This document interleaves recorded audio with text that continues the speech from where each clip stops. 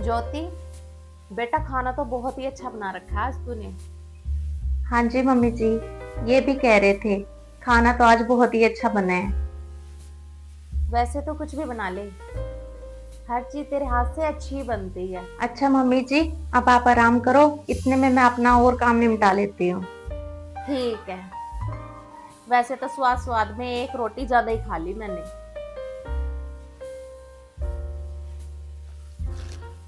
कौन सा दूं प्रिया को?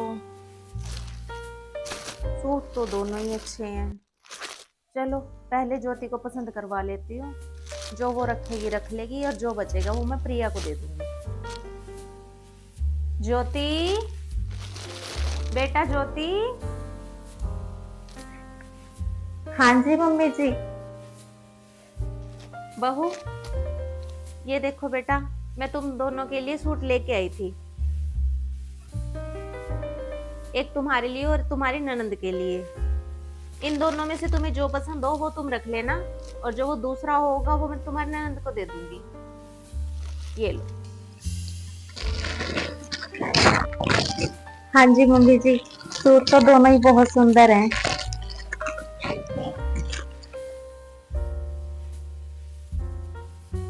और ये देख, मैंने ये झुमकियां देखी थी, फिर मुझे तेरी याद आ गई। मैंने सोचा ज्योति के लिए ले लूं, उस पे बहुत अच्छे लगेंगे। देख तो बेटा, कैसे हैं? हाँ जी मम्मी जी, झुमकियाँ भी बहुत सुंदर हैं। पर मम्मी जी, झुमकी तक तो ठीक था, आप ये सूट क्यों लेके आए? मैं एक बेटी के लिए तो ले आती, और दूसरे को ऐसे ही छोड़ देती। थैंक यू मम्मी जी। और मम्मी जी, दीदी तो अभी आने ही वाली हैं, तो मैं ऐसा करूंगी, सूट उनको पसंद करवा दूंगी, जो वो रखेंगी रख लेंगी, और जो बचेगा वो मैं रख लूंगी। वैसे सूट तो दोनों ही बहुत सुंदर हैं। थैंक यू मम्मी जी। वो तुम जानो या तुम्हारी ननंद जाने, वो तुम्हारा डिपार्टमेंट है। मुझे तो पसंद आई थी, मैं तो ले आई बस। बताओ, ये भी भला कोई बात होती है? बेटा ज्योति, पर मम्मी मुझे ये तो बताओ, भाभी ऐसा कर क्यों रही है? पहले तो भाभी कभी ऐसा नहीं करती थी, अब क्या हो गया उनको?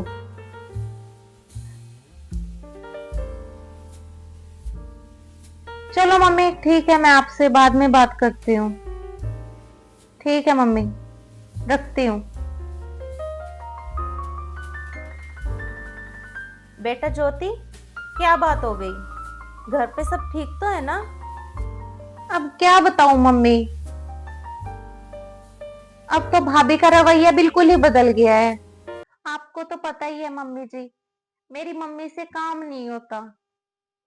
और पहले भाभी बिल्कुल भी ऐसी नहीं थी, सब कहना मानती थी।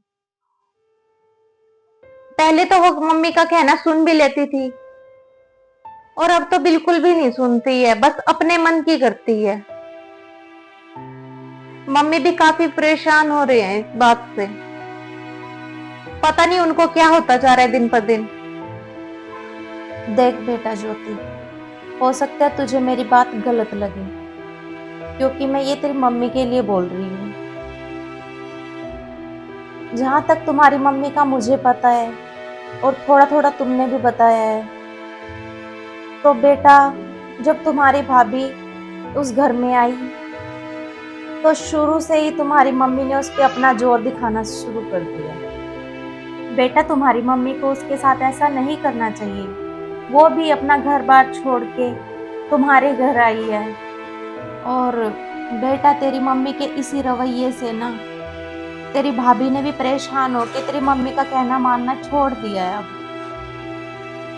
और बेटा, इंसान एकदम से नहीं बदलता, उसको वक्त और हालात बदल देते हैं।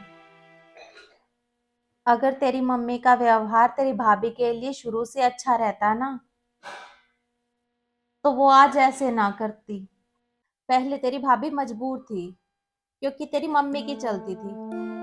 अब तेरी मम्मी बिस्तर पे पड़ गई है, तो अब उसे भी ये लगता है कि ये हमारे ऊपर बोझ आ गया है इससे भी।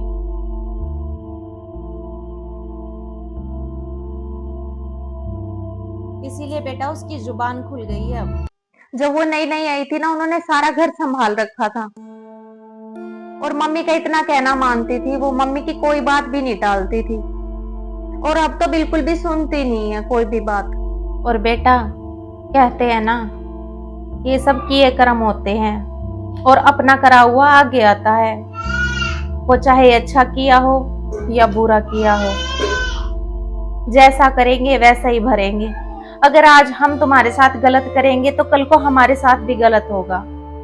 तो बेटा जब तुम्हारी भाभी स्टार्टिंग में आई ना, तुम्हारी मम्मी ने उस पर बहुत जोर चलाया और उसके साथ बहुत गलत किया। तुम्हारी मम्मी को तुम्हारी भाभी के साथ ऐसा नहीं करना चाहिए था। अब उनके कर्म ही उनके आगे आ रहे हैं। शायद मम्मी जी आप सही बोल रहे हो। मेरी मम्मी का रवैया मेरी भाभी के प्रति शुरू से ही सही नहीं था। अगर मेरी मम्मी भाभी के साथ इस तरह का बर्ताव ना करते तो शायद आज मेरी भाभी भी मम्मी की सेवा कर रहे होते। आपने मेरी मम्मी के लिए जो बोला बिल्कुल सही बोला। और मम्मी जी इसमें भाभी की भी कोई गलती नहीं है। कहीं ना कहीं मेरी मम्मी की ही गलती है। बेटा जो कर्म हम करते हैं ना, वो लौट के जरूर आते हैं। वो कर्म चाहे अच्छे हों या बुरे।